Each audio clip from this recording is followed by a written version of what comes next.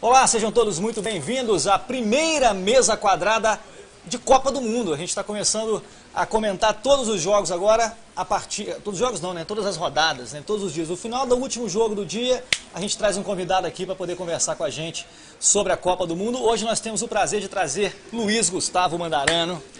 Tamo aí. Bem-vindo, Luiz. Feliz. Temos na mesa hoje de presença também ilustre de Renato Salles, raríssimo. Só pra falar, Wendel, eu não sou um jogador da Arábia que tomou 5 em Copa. Não. Eu sou um jogador da Arábia. Nem estava no jejum do Ramadã. E o mais que conhecido Bruno Keller está aqui com a gente também. Amigos, esperavam esse placar elástico assim da Rússia, 5-0 em cima da Arábia Saudita? Eu já vou aproveitando para quem estiver assistindo a gente, se conhece alguém que participa do Bolão da Tribuna e cravou esse placar, pode mandar mensagem aí. Viu? Manda mensagem pra Nossa gente. Senhora. Você cravou 5-0 para a Rússia no Bolão da Tribuna? Para quem não sabe, ó, ainda dá tempo de entrar, teve um jogo só, você não vai ficar muito atrás não. Bolão.tribunademinas.com.br bolão.tribunademinas.com.br. Você se cadastra, é gratuito e você concorre a prêmios, tem vários bolões empresariais lá dentro, você pode curtir, fora a zoação, né, com os amigos. Aqui, por exemplo, a gente estava aqui dentro agora, eu botei 1-0 para a Rússia, eu acho que eu fui Somos dois. Gente, muito parcimonioso. convencional, eu Mas acho. a Rússia, ninguém esperava uma atuação tão boa da Rússia já na estreia da Copa. Apesar de estar jogando em casa, o estádio lotado, a campanha que a Rússia fez na última Copa das Confederações em casa não foi boa, ela vinha sendo bastante criticada. Nem os amistosos estavam sendo Exatamente, bons, né? parecia que não vencia já há algum 7 tempo. jogos. Não vencia 7 jogos, vinha sendo bastante criticado, desde a troca do treinador, quando tirou o Fábio Capello e assumiu o atual treinador, que é o treinador do país de origem, vem sendo bastante criticado e ninguém esperava esse resultado elástico, que praticamente encaminha uma classificação da Rússia para a próxima fase, porque a Arábia tende a ser o fiel da balança, né? Eu O acho time que- mais fraco, eu acho quem que fizer era- mais gols tende a passar de fase. Era muito mais fácil uma pessoa que não vem acompanhando o futebol cravar um resultado desse do que quem vem. Não pela fraqueza da Arábia, porque todo mundo sabe que a Arábia é um time tecnicamente fraco. Essa questão que eu falei de brincadeira aqui do jejum do Ramadã é uma brincadeira, mas é verdade, acontecer também porque com o isso está Egito. acontecendo. O Egito ainda vai ter um dia para se recuperar, mas eles não tiveram, então isso pode ter tido alguma influência também. E assim, a Rússia está em casa, está empurrada pela torcida, deve se classificar. Acho que mudou um pouco a cara do grupo essa goleada. E é uma ninguém vitória que esperava. empolga o time, jogando em casa, Sim. diante da sua torcida, estreia de Copa do Mundo, fazer 5-0 na primeira partida, eu acho que motiva muito para a Rússia encaminhar uma classificação para as próximas fases da Copa do Mundo. Desde que a Rússia disputa como Rússia um torneio oficial, foi em 94 Copa do Mundo, a Rússia agora já está a um gol do melhor desempenho ofensivo. Foram 3 Copas, 94, 2002 e no Brasil 2014, sempre eliminada na primeira fase. A melhor campanha ofensiva da Rússia foi com 6 gols marcados. A Rússia já tem 5 em um jogo. Então, Para que o... dá motivo, né, para o torcedor estar animado. Sim, é pra cima. E, inclusive porque jogou bem. Jogou bem. Jogou bem, não é só porque Ramadã, Mas time a Arábia também tecnicamente jogou muito fraco, mal. A Arábia jogou muito mal. fraco, às vezes parecia nenhum time exatamente profissional em frente à O jogo equipe foi da outro Rússia. após o primeiro gol. Né? Começou um pouco a Arábia tentando renegar as ações, Segurar, buscando um pouco o jogo, segurar. Depois do primeiro gol, parece que a casa árabe caiu e os russos deslancharam. E logo em seguida perde o Dzagoev, né? Sim. Que parecia um sai, problema, entra o o Xerichev Xerichev entra e faz um gol imediatamente. E depois faz outro no E final. outro. Quer dizer, o cara sai do banco para poder substituir, talvez seja o principal jogador da Rússia, um dos principais jogadores da Rússia, e faz 2 gols no jogo. Histórias do futebol, né? E pensando nos próximos jogos da Rússia contra Uruguai e Egito, Egito e Uruguai na ordem, né? Eu tava esperando hoje, por exemplo, uma linha de 5, a primeira linha de 5, depois uma linha de 4. E até sair o primeiro gol, como o Renato falou, a Rússia esperava um pouco até a Arábia, mas aí saiu o primeiro gol e com 2 linhas de 4, um time mais ofensivo do que eu imaginava. Contra o Uruguai, que é um time tecnicamente muito superior, eu já imagino que seja uma Rússia esperando no campo defensivo, como foi em alguns momentos nesse jogo, e aí vai ter muito mais dificuldades, né? Pegando o Luis Soares na frente, então vai ter muito mais dificuldades. A Rússia vai deu brigar muita pela bola para a classificação. Arábia jogar. Né? E aí a própria Arábia se enrolava com a bola e a Rússia partia para cima. Então, talvez a estratégia com o Uruguai, superficialmente falando, vá ser parecida, mas o que o Uruguai vai fazer com a bola certamente vai ser muito diferente do que o que a Arábia fez. Professor Mandarando, Fala também. corrija se eu estou falando os nomes certos dos jogadores da Rússia que marcaram os gols. Abriram o placar os russos com Gazinski, Depois, Cherichev. Cherichev ou Cherichev, professor Mandarano? Xerichev até onde eu sei. É, lá Mas pra o meu Rússia, russo né, não é pode tão ser. fluente assim, entendeu? Não Então, Дзюba, Cherichev de novo, que foi o coisa, e um golaço de falta do Golovin no final, foi o último gol do jogo. Assim, aquele para poder aos 40, fechar um tanto aos do 45, caixão. um aos 48. É, Tava quer dizer, 3 a 0 você até. saiu de um resultado ok, 3-0 ok, para uma bela goleada para alegria dos camaradas russos. O único que dá para cravar a pronúncia é o Mário Fernandes, né? Esse dá pra a gente acertar a pronúncia do nome dele corretamente. Esse aí a gente não vai ter problema. Ex-gremista, né? A gente, para situar o internauta que está nos acompanhando aí no Facebook, que fique à vontade para comentar e cornetar da maneira que quiser. Egito e Uruguai jogam amanhã, 9 horas da manhã, completando essa primeira rodada desse grupo. Quer dizer, um grupo que tem a Arábia Saudita, Rússia, Egito, Uruguai. Uruguai continua sendo franco favorito nessa chave, meus amigos. Acho que a grande seleção do grupo é o Uruguai. A única seleção que já tem duas conquistas, aliás, de Copa do Mundo. É uma seleção sul-americana que é uma das principais escolas do futebol mundial. E acho que chega assim como favorito do grupo. Só que esse jogo do Uruguai e Egito tende a ser interessante com a recuperação do Salah. Porque Sim. é um jogador que pode fazer um diferencial. É um jogador que, por exemplo, o Uruguai não tem. O Uruguai tem mais conjunto, tem mais talento, é mais time, mas não tem um fator de equilíbrio que pode ser o Salah. Por isso que eu acho, voltando a falar rapidamente da Rússia, que essa vitória de 5-0 é importante. Que a gente imagina o Uruguai como principal equipe do grupo, se distanciando um pouco na tábua de classificação. E o Egito e a Rússia brigando por essa segunda vaga. O Egito pela força do Salah e a Rússia pela força de jogar em casa. 5-0 dá uma vantagem muito consistente para a Rússia poder até empatar um jogo no duelo direto com o Egito. Exatamente. Esse 5-0 ele dá uma segurança a mais no confronto contra o Egito, justamente, porque... o empate passa a ser interessante. E é um resultado perfeitamente compreensível, perfeitamente projetável, porque a gente pensa em um Egito que vai ter um Salah fora de suas capacidades físicas, Isso é uma questão fora muito de 100% relevante. físico, né? Tem todo o contexto Que que Salah a gente é falou. esse que vai entrar em campo amanhã? Ninguém sabe, né? E a gente sabe que é o cara da seleção, a bola vai pro Salah. E o sistema defensivo do Uruguai tem grandes jogadores de Atlético de Madrid, por exemplo, a dupla de zaga. É um sistema que já é conhecido pelos torcedores que acompanham o futebol europeu e o futebol há mais de uma Copa mesmo. É um sistema que vem sendo mantido, né?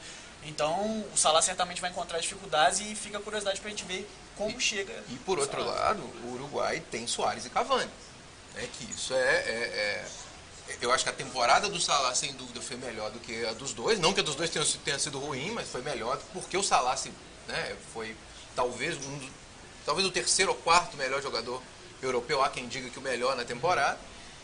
Mas Suárez e Cavani são Suárez e Cavani, além da bagagem, e o que você está dizendo. Então é um grande sistema defensivo, já historicamente conhecido por isso, com um ataque relevante e tem, sei lá, coisas tipo o De Arrascaeta, que está jogando muita bola aqui, que vai estar distribuindo esse jogo ali com esses dois caras na frente. Então é um time que promete, não. E aí a questão da raça, tudo que a gente já sabe que não precisa levantar. E o Egito sem Então, Salah de não é Uruguai. baba. O Egito, lógico, precisa muito do Salah. Qualquer seleção no mundo gostaria de ter o Salah em campo, né, no atual momento em que ele vive, inclusive, mas o Egito não é... Teria vaga praticamente em todas, né? Sim. Muito difícil, né? Praticamente em todas. Eu acho que difícil que um técnico que não encaixaria o Salah no seu, A gente no seu citou aqui time. do Cavani e o Suárez. Eu acho que o Salah é capaz de, individualmente, uma jogada solitária, fazer mais diferença que esses dois jogadores, embora eles tenham um conjunto muito bom, uma parceria muito boa. São os dois definidores decisivos. Mas o Salah vive um momento a lá Cristiano Ronaldo, Sim. a lá Messi, a lá Neymar, que é capaz de sozinho decidir uma partida. Por isso que não dá para descartar o Egito como isoladamente a terceira força. Eu acho que ele briga com a Rússia por uma dessas duas vagas. Eu gostaria de saber o palpite dos senhores para esse jogo de amanhã, Egito e Uruguai. Crava aí, Renatinho. Já que eu falei tanto que o Salah pode desequilibrar o jogo, eu vou cravar 1-0 para o Egito, gol do Salah. E aí, Lui? E aí eu coloco um 2-1 Uruguai, que eu ainda acho que o Uruguai... Acho que vai ser um jogo complicado. Mas o gol vai ser do mas Salah, acho que me o Uruguai- ajuda aí no meu O ponto. gol vai ser do Salah sem problema. Bota assim, um gol do Cavani, um gol do Suárez e um gol do Salah. Isso 2 a 1, aí, todo Uruguai. mundo passa do Arrascaeta. Foi o placar que eu coloquei lá no meu bolão. Também. 2-1 para o Uruguai também. Pensando nessa matemática que os senhores acabam de fazer aí. A gente tem o grupo B começando amanhã também, Marrocos e Irã. Nossa, esse- Vai ser um jogo ao meio-dia, aquele para assistir almoçando.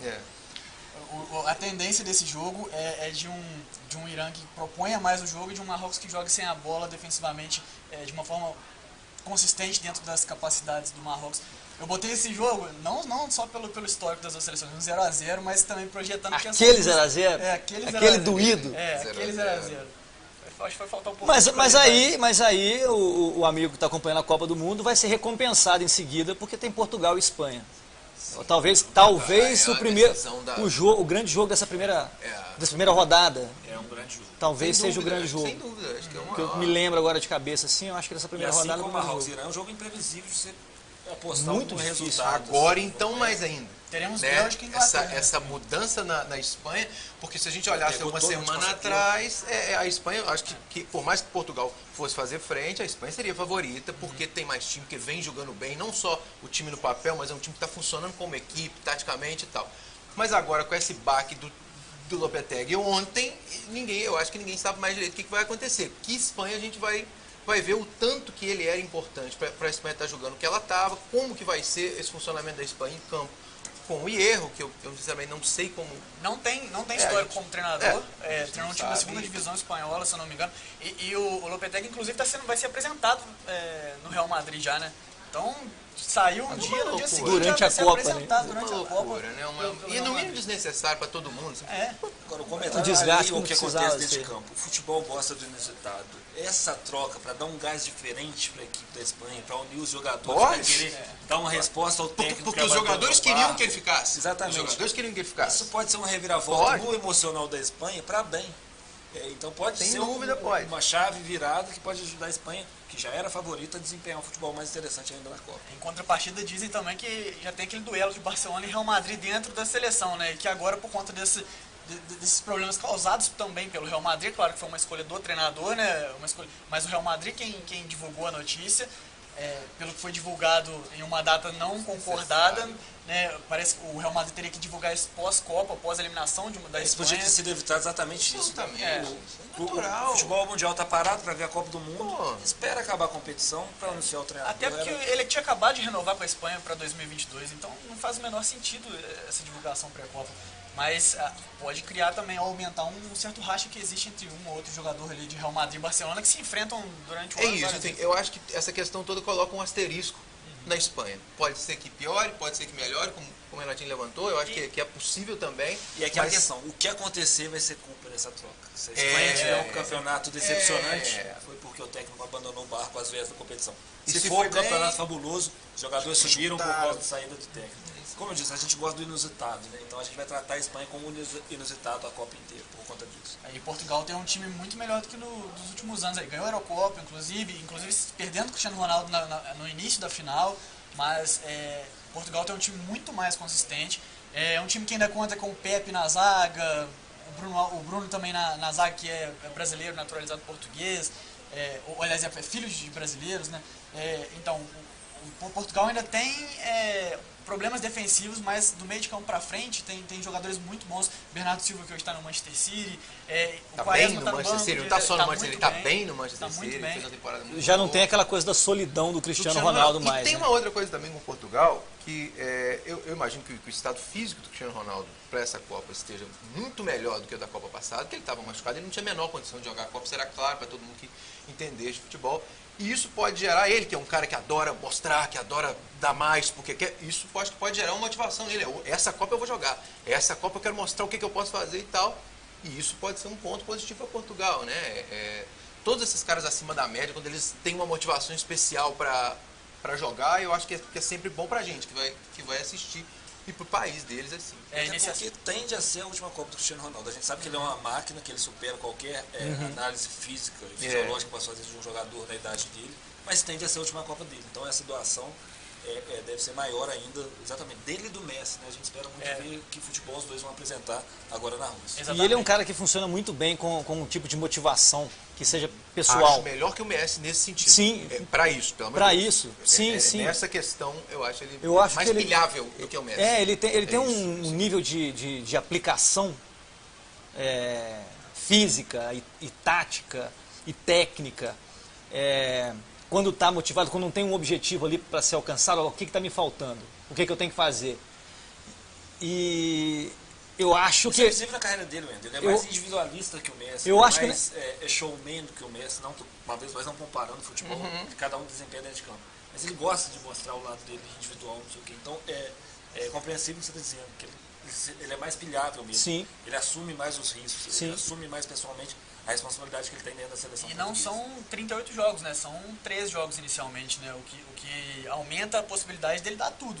De deixar tudo que ele tem fisicamente, porque depois ele vai ter dias de descanso. A gente, é claro, Portugal pode chegar longe, mas a gente acredita que Portugal não vai ser finalista de uma Copa do Mundo. Então 5, 6 jogos que Portugal tem. Portugal é aquele time de pra quartas. Portugal, exatamente. Uma boa campanha. Mas esse ano, essa Copa, Tá mais equilibrado. eu acho que tem um equilíbrio maior e que esses times, que são os times de quartas, de oitavas, Podem de quartas de aprontar. final, Uma Bélgica. podem aprontar e eu acho que sabem que podem A distância aprontar. menor entre o bloco de elite e esse Tá bloco diferente. Então, que se eu falar, o Brasil talvez seja um time favorito para essa Copa, tem gente que aposta na Alemanha, tem gente que aposta na França, tem gente que aposta ainda na Argentina. Ok, mas não tem uma diferença absurda para Portugal, por exemplo, ou para a Espanha, ou para a Bélgica. Pensar qual que é a diferença absurda de Argentina e Portugal. As duas seleções têm um jogador extra sério, os melhores do mundo, Messi e Cristiano Ronaldo. De resto, são jogadores que estão distribuídos em grandes times da Europa, são jogadores que vivem em boa fase, são bastante equilibrados. Por que a gente coloca a Argentina nessa prateleira aqui e Portugal nessa? Talvez seja pela A Argentina, eu acho que tem mais jogadores que desequilibram. A gente tem o Di Maria, tem Agüero, tem, eu acho que um pouco mais jogadores que desequilibram, principalmente do meio pra frente. Sofre do meio pra trás. Do meio pra frente, pra trás sofre. E agora ainda o Romero, que pra mim já é um goleiro abaixo da média, machucou e não vai pra Copa. Mas quando a gente pensa como time, eu não vejo essa distância tão... para botar em gavetas diferentes Argentina e Portugal. Embora eu mesmo coloque. Quando eu vou falar Mas aí eu acho que pesa a camisa também que você tá falando. Claro, Argentina, você tem duas Copa do Mundo. Finais de Copa em várias. sequência. E a tendência é de crescimento da Argentina, né? Porque está num grupo, teoricamente, menos difícil do que do Portugal. A Argentina não tem uma Espanha pela frente, né? Que seria um grande desafio na primeira fase.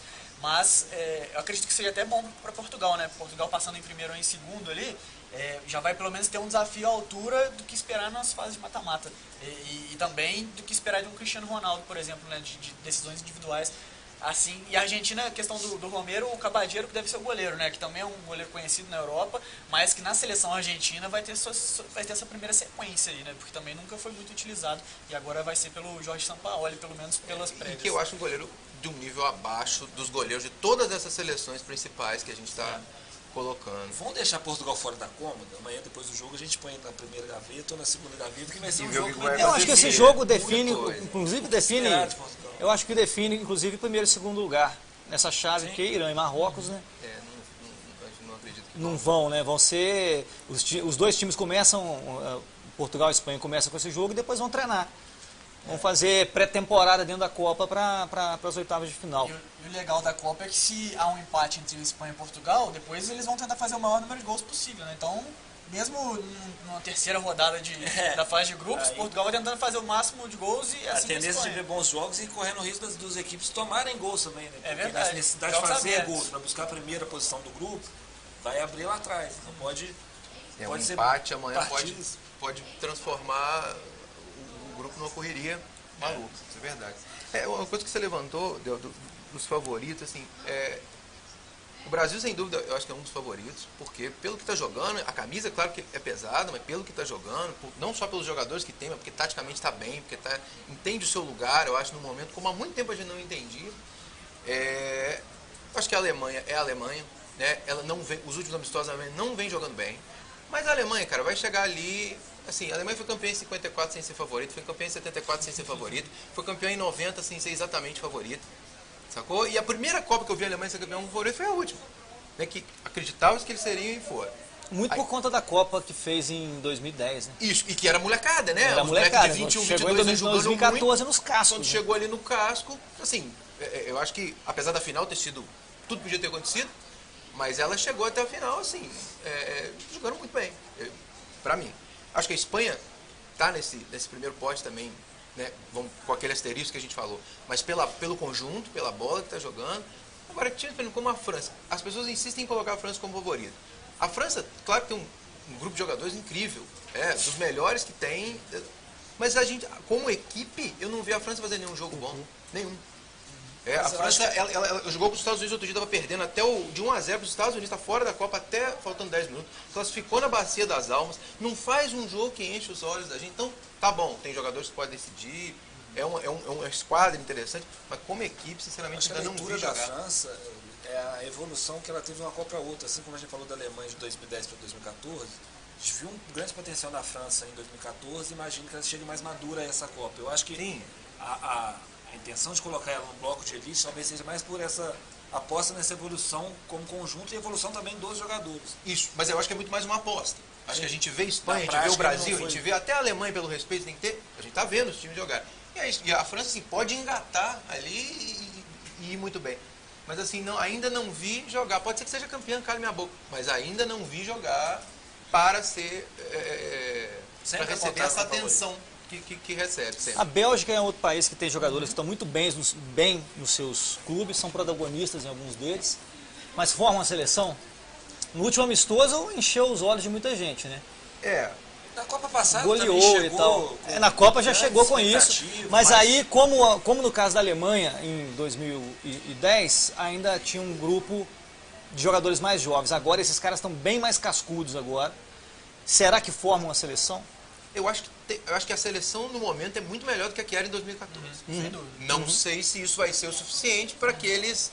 Mas, pô, você tem Lukaku, você tem De Bruyne, você tem Hazard, você tem Courtois, você tem um time que eu acho que como equipe funciona mais até do que essa França que a gente está falando aqui. Que vai ser muito interessante ver contra a Inglaterra já na primeira fase também, né? É um outro grande jogo dessa primeira fase, porque a Inglaterra também tem uma geração jovem... Interessante. Interessante. Mas que também não nos coloca como... Não nos faz colocar como uma das apostas a título. Nem no segundo pote, eu acho, ainda. Tem bons jogadores individualmente, mas acho que coletivamente ainda está abaixo das outras equipes. Mas se a gente destaca a Argentina pela camisa que tem, a Bélgica tem exatamente o contrário. O sentimento contrário. Faz diferença. É o cu de bigude. Sempre pode chegar, mas não dá aquela esperança que vai brilhar, vai desabrochar na Copa. Honestamente, é um timaço. Bons jogadores, mas... Não, e eles que cheguem agora, porque se não chegarem agora, eu acho que... Se eu falei em Portugal... Vai mais 20 anos formando jogador de novo. Se eu falei em Portugal na seleção de quartos, eu acho que a Bélgica cai nas oitavas. É puro achismo, mas eu acho. Falando rapidamente da seleção brasileira, nessa questão do aspecto histórico, se a gente for lembrar, 94 e 2002, o Brasil também não era favorito. Descrédito, pelo contrário, descrédito absoluto, mas é o Brasil. É a questão de, assim, eu sempre coloco Brasil, Alemanha e Itália. A Itália dessa vez não está, mas que são equipes que, independente do jeito que elas chegarem, a gente tem que respeitar. E saber que pode ser que aconteça uma dessas mágicas que você estava levantando aqui no meio do processo ali, e que faz. Se você lembrar de 94, não só não estava bem a seleção, como o Romário só foi convocado no fim da eliminatória porque o Miller machucou. E aí já chegou, fez aquele jogo no Uruguai, que é uma das melhores atuações individuais que eu já vi na minha vida, e depois vai para a Copa e acaba com a Copa. O Ronaldo também não joga as eliminatórias de 2002. Ninguém sabia que Ronaldo chegaria à Copa em 2002, e foi aquele que chegou, né? Então, assim, o Brasil é isso. Em compensação, em 2006, a gente era um time favorito. Se a gente chegou sem ser favorito em 94, levou, em 2002 levou, e esse ano a gente chega como favorito, eu acho que tem um fio condutor que pode unir esses três momentos. Embora agora a gente chegue favorito e não foi favorito nas edições. Não tem o Oba-Oba. Não vejo também. Não vejo 94, 2002 não chegou com o Oba-Oba. Concordo plenamente. Agora a gente chega como favorito, mas sem o Oba-Oba. O projeto que o Tite e sua equipe botou na seleção blindou muito esses jogadores. Não vê esse Oba-Oba. E teve o fator 7-1, né? Sim. Que baixa qualquer bola, né? A gente vê um time muito concentrado, muito focado. Não quer dizer que vai vencer a Copa, mas é um time bom dentro de campo, um time disciplinado taticamente, um time com bons jogadores. Enfim, o Brasil realmente, para mim, é o principal favorito dessa Copa. Pensando só no futebol, na estratégia, no plano de jogo. Muita coisa pode acontecer. Mas eu acho que o que pode unir a campanha vitoriosa 94, 2002 e de agora é essas. O time está focado, sem oba-oba, sem já ganhou. E tabu é para ser quebrado também. Se a gente foi duas vezes campeão desacreditado, né? A gente tem 98 que a gente foi como favorito e que eu acho que ninguém sabe o que aconteceria naquela final se aquele incidente com o Ronaldo não tivesse acontecido, mas a gente realmente foi como favorito e chegou à final. E dali para frente, em 2006 é oba-oba, 2010 uma eliminação totalmente desnecessária para uma Holanda que era inferior ao Brasil, faltou calma, tomou um gol, tomou alguém, sabe, um Didi para pegar a bola debaixo do gol, botar. O coisa falar assim, gente, calma, nós estamos jogando melhor, vamos lá. Isso não aconteceu. E aí o Brasil, e o ano passado, não vamos falar, né, o 7-1 é É uma coisa para parar e repensar o futebol inteiro. Antes de fechar, vou aproveitar o gancho que o Mandarano me deu aqui, uma conversa que a gente teve aqui na redação na semana passada, ou antes do feriado. O Brasil de hoje tem esse cara, esse Didi, se tomar um gol, se apertar, aquele cara, ó, assim, ó, eu sou dono disso daqui. Para quem que você daria a abraçadeira desse time, de capitão? Se tem um Didi nesse time do Brasil que eu acho que poderia acalmar os ânimos e tal, ele tá no banco de reservas, para mim. E eu não sou titiete de Tite, não, mas eu acho que num caso de cabeça, de querer perder, eu acho que o Tite teria condição de chegar, de acalmar os ânimos, de conversar, etc e tal. Dentro de campo, sinceramente, eu não enxergo uma liderança gigantesca. Talvez de fosse um lado. Daniel Alves. Talvez. Eu acho que o Tite tentou driblar esse problema. Quando ele não tem um Didi, ele arrumou um Dedé, um Mussum, um Zacarias. Quando ele faz esse rodízio de capitão, ele dá confiança para vários jogadores em determinado momento possa assumir essa responsabilidade, ou mais de um mesmo, dependendo da situação, dependendo de quem está mais perto da bola. Então, eu acho isso muito importante. E eu, como corintiano, eu vi o Tite fazendo isso no Corinthians. E dava certo. O Corinthians, quando foi campeão mundial, por exemplo, tinha o Alessandro, que era um jogador desse, tinha o próprio Paulinho, que era um jogador desse. E acho que ele tentou fazer isso com o Renato Augusto. Talvez ele tenha tentado fazer com que o Renato Augusto fosse esse cara. Que mesmo que não respondesse tanto dentro de campo, ele fosse essa liderança, ele fosse a referência. Quando você falou que estava no banco, eu pensei no Renato Augusto. Mas aí eu mas acho também que não é o cara, não. Não. Eu tô falando assim, numa situação que você não tem uma liderança assim, flagrante, um cara que claramente, pô, eu sou o cara que pego essa bola e falo com... Quando você divide a responsabilidade, parece que o Tite está mais dentro de campo. Quando ele dá a responsabilidade para um, para outro, a cada momento parece que ele consegue estar dentro de campo e ser, como você disse, ser esse cara que vai fazer igual os ânimos. Também acho que tem que controlar alguma coisa de vaidade também. Hoje o capitão é esse, aquele não tem o cara que é o capitão. Pô, quando tiraram a braçadeira de capitão do Thiago Silva, foi uma loucura, foi e agora não, essa braçadeira tá rodando, então... Gente, o capitão, a faixa é só para bater por aí. O cara que é líder natural, você não precisa dar ele uma vai faixa. ser pronto. Tá, mas eu acho que não tem esse. E pensando nos Não tem, também acho que não tem. É, Também acho que não tem. Acho que não tem. Nos próprios clubes, se eu for pensando da equipe provável titular do Brasil, o Marcelo por vezes é capitão no Real Madrid, mas o resto da escalação... É uma liderança técnica. Lá é o Sérgio tempo Ramos, de casa. o Sérgio Ramos é muito mais um líder dentro do time do Real Madrid do que qualquer um que esteja com a faixa de capitão. Porque lá o capitão é quem tem mais tempo de casa, né? Aí Marcelo e Sérgio Ramos ali revezam, mas o restante do time do Brasil não tem um jogador que é capitão em seu clube. Mas eu acredito que é isso também. A liderança ela é natural, ela vai estar em campo, né? Seja uma liderança técnica do Neymar, seja uma liderança como o Dunga, por exemplo, que nós talvez não tenhamos. O Casemiro é um cara que mais desarma, mais longe de ter o Eu acho que a perfil. liderança compartilhada é importante, que tem um momento que você tem que ter um cara para abaixar os ânimos, tem um momento que você tem que ter alguém para botar pilha. Então, quando você divide isso, fica mais equilibrado. Não é um capitão, é um exército inteiro que está se voluntariando para buscar uma taça.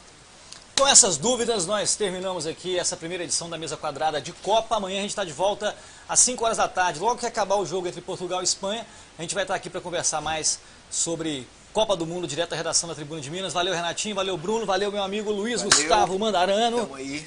Tamo junto acompanhando essa Copa aí e amanhã a gente está de volta. Um abraço.